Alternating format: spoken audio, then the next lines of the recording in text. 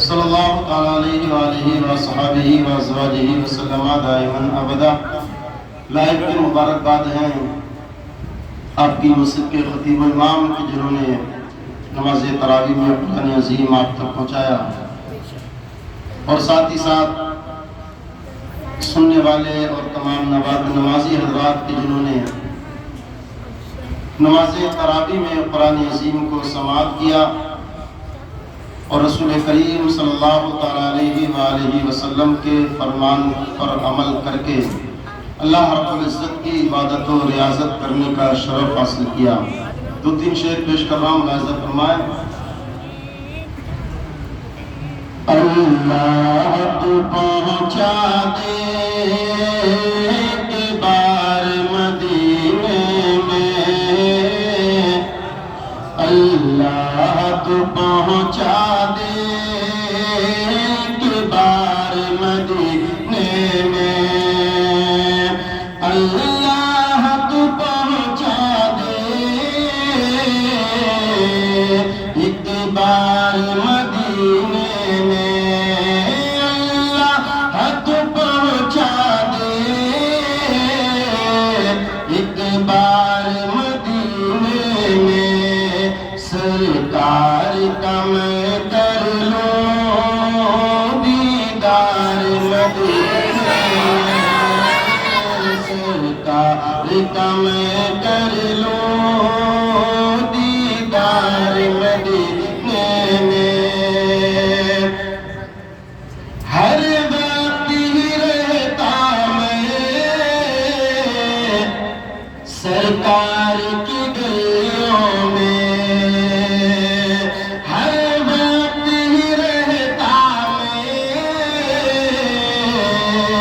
سرکار کی گلیوں میں، اے کاش میرا ہوتا، اے کاش میرا ہوتا گھر بار مدینے میں، کاش میرا ہوتا گھر بار مدینے میں، اور دیکھیں گے کبھی ہم بھی طیبہ کی ہنسی گلیاں، دیکھیں گے کبھی ہم بھی طیبہ کی ہنسی گلیاں، اور مسجد نبوی کے مینار مدینے میں، نبوی کے مینار مدینے میں، اے موت ابھی رک جا اس وقت چلی آنا، اے موت ابھی رک جا اس وقت چلی آنا، سرکار ہو اور میں ہوں ایک ساتھ مدینے میں، سرکار ہو اور میں ہوں ایک ساتھ مدینے میں، اللہ تو پہنچا دے ایک بار مدینے میں، سرکار کا میں کر لوں دیدار مدینے میں۔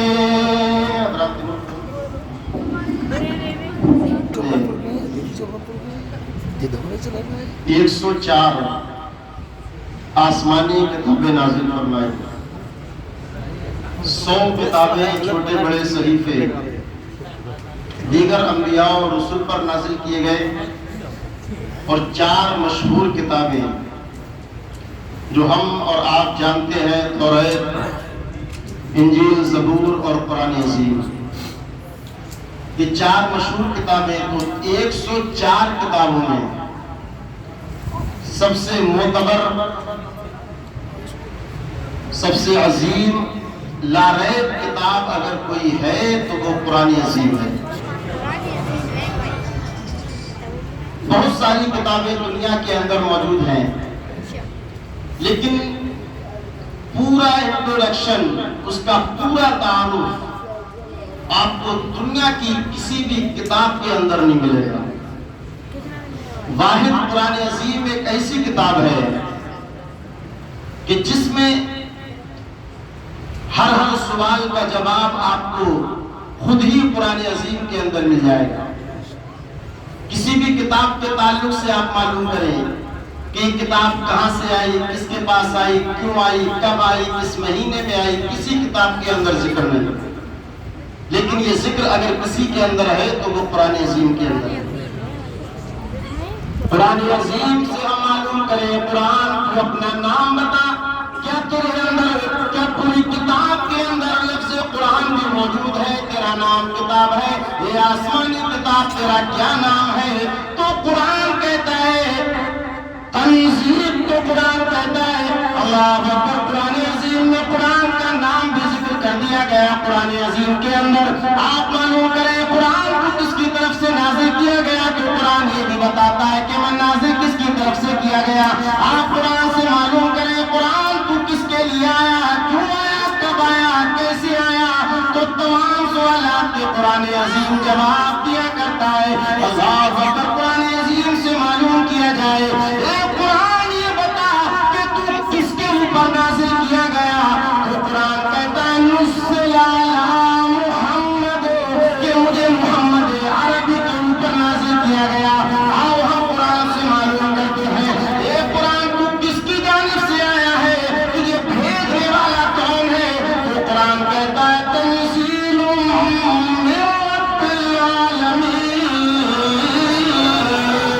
یا رب العالمین کی طرف سے بھیجا گیا ہو۔ اب ہم قرآن سے معلوم کریں، اے قرآن تو یہ بتا کہ تیرے آنے کا سبب کیا ہے، ریزن کیا ہے، مقصد کیا ہے، تو کیوں آیا ہے؟ تو قرآن کہتا ہدی للناس، میں لوگوں کی رہنمائی کے لیے آیا ہوں، میں لوگوں کو سیدھا راستہ دکھانے کے لیے آیا ہوں۔ ہم قرآن سے معلوم کریں، اے قرآن تو اپنی زبان بھی بتا دے، لینگویج بھی بتا دے، بھاشا بھی بتا کہ تو کون سی لینگویج میں نازل کیا گیا، تو کون سی بھاشا میں نازل کیا گیا۔ تو قرآن کہتا ہے اِنَّا أَنزَلْنَاهُ قُرْآنًا عَرَبِيًّا، کہ ہم نے قرآن عظیم کو عربی لینگویج میں نازل کیا ہے، اس کی بھاشا، اس کی زبان عربی ہے۔ اب ہم معلوم کرتے ہیں قرآن تو یہ تو بتا کہ دنیا کے اندر صبح شام بھی ہوا کرتا ہے، رات بھی ہوتی ہے، دن بھی ہوا کرتا ہے، تو اب یہ بتا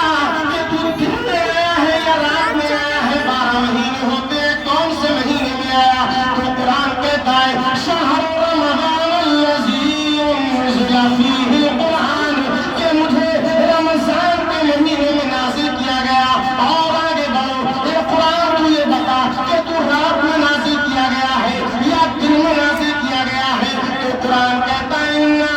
أَنزَلْنَاهُ فِي لَيْلَةِ الْقَدْرِ، کہ مجھے رات میں نازل کیا گیا ہے۔ یہ عظیم کتاب ہے۔ اب ہم قرآن سے معلوم کریں، قرآن تو یہ بتا کہ تیری حفاظت کی ذمہ داری کس نے لے رکھی ہے؟ کیا کبھی تو بدلنے والی بھی کتاب ہے؟ کیا تیرے اندر کوئی شک و شبہ ہے؟ تو قرآن کہتا ہے کہ دنیا کی کتابوں کی حفاظت ان کے پڑھنے والے کیا کرتے ہیں، لیکن قرآن کی حفاظت پاک پروردگار کر رہا ہے۔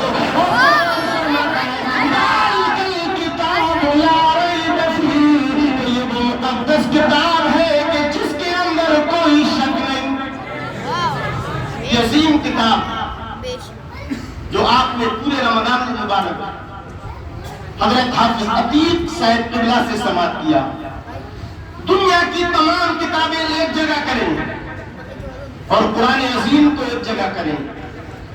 اور ہم دنیا کی تمام کتابوں کو توریت کو لے لو، انجیل کو لے لو، زبور کو لے لو، گیتا، اور یہ تمام کے تمام ایک جگہ اکٹھے کر لو، اور ان تمام کو ہم یہ کہیں کہ ان کو سمندر کے حوالے کر دیا جائے، انہیں کسی کمرے کے اندر بند کر دیا جائے، نہ قرآن کا کوئی نسخہ موجود رہے، نہ کسی دوسری کتاب کا نسخہ موجود رہے، اور جب پوری دنیا سے تمام کتابوں کے نسخے، ان کے ٹائٹل ختم ہو جائے، اب ہر ایک دھرم والے سے کہا جائے، عیسائیوں سے کہا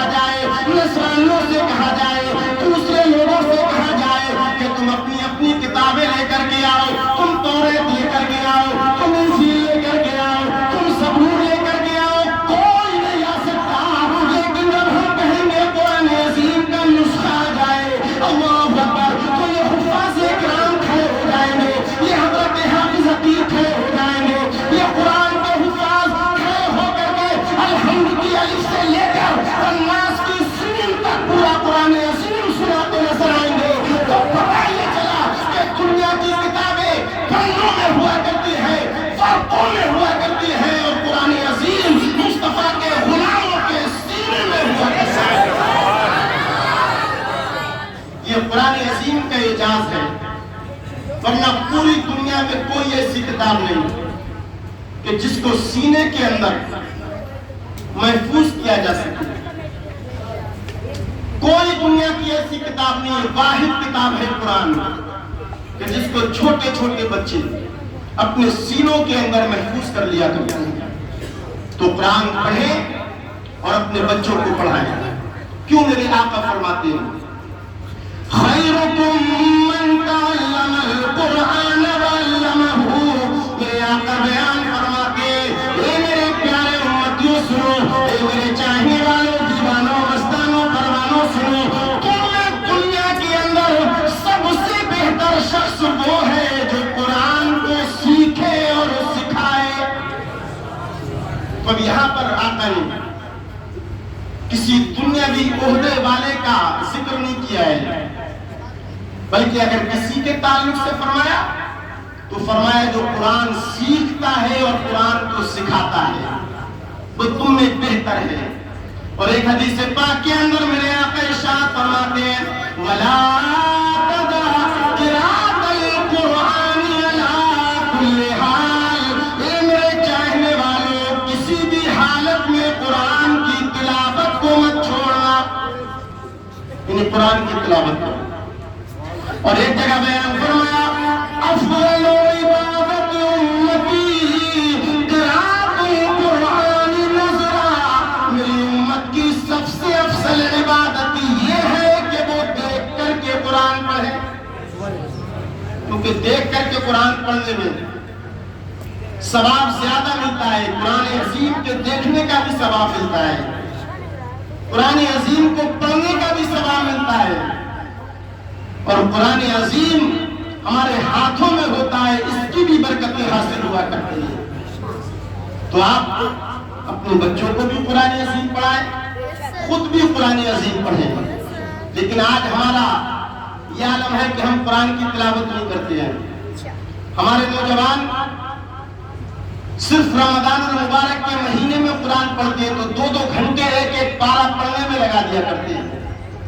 تو آپ قرآن پڑھیں، صبح کو پڑھیں، نماز فجر پڑھنے کے بعد میں قرآن عظیم پڑھیں۔ آج دنیا پریشان ہے، لوگ پریشان ہیں کہ ہمارے گھروں کے اندر برکتیں نہیں، کاروبار چلتا ہے کاروبار میں برکت نہیں، گھر میں پریشانیاں ہیں، بیماریاں ہیں، ہم کبھی درمیاں کے پاس جاتے ہیں، کبھی اس کے پاس جاتے ہیں، کبھی فلاں کے پاس جاتے ہیں، کوئی تعویذ مل جائے، کوئی ڈنڈا مل جائے تاکہ ہم اچھے بن جائیں، ہمارے گھروں میں برکتیں ہو جائیں۔ میں کہتا ہوں تم آپ قرآن عظیم کی تلاوت شروع کر دو، نماز فجر پڑھو، کوئی سورہ یاسین پڑھے، کوئی سورہ رحمان پڑھے، کوئی سورہ نساء پڑھے، کوئی سورہ مزمل و بقرہ پڑھے، تو میرا ایمان کہتا ہے اگر قرآن عظیم کی تلاوت ہوگی خدا اللہ کی رحمتوں کے دروازے تمہارے گھر پر کھل جائیں گے۔ لیکن اس کے لیے شرط ہے کہ پڑھو، لیکن ہم قرآن عظیم نہیں پڑھتے۔ دلائی کی مبارکباد ہے وہ لوگ کہ جو نماز تراویح میں قرآن عظیم جنہوں نے سماعت کیا، ورنہ نوجوان ایسے ہیں کہ شروع رمضان سے تو تراویح پڑھ رہے تھے، اور جب سے یہ IPL شروع ہوا کتنے نوجوان نماز تراویح چھوڑ کر کے بھاگنے لگے، IPL پر سٹے لگانے کے لیے بھاگنے لگے۔ یہ لوگوں، یہ رمضان المبارک کا مہینہ جو ہماری زندگی میں آیا، آنے والے سال میں ہمیں ملے یا نہ ملے اس کی کوئی گارنٹی نہیں ہے، اس لیے کہ بہت سارے لوگ ہمارے درمیان وہ ہوا کرتے تھے جو نمازوں میں آیا کرتے تھے، نماز تراویح پڑھا کرتے تھے، ہمارے ساتھ افطاریاں کیا کرتے تھے، ہمارے ساتھ میں سحری دیا کرتے تھے، لیکن اس رمضان وہ ہمیں نظر نہیں آئے۔ پہلے کے بزرگان دین 6 مہینے تک رمضان المبارک کے آنے کا انتظار کرتے تھے،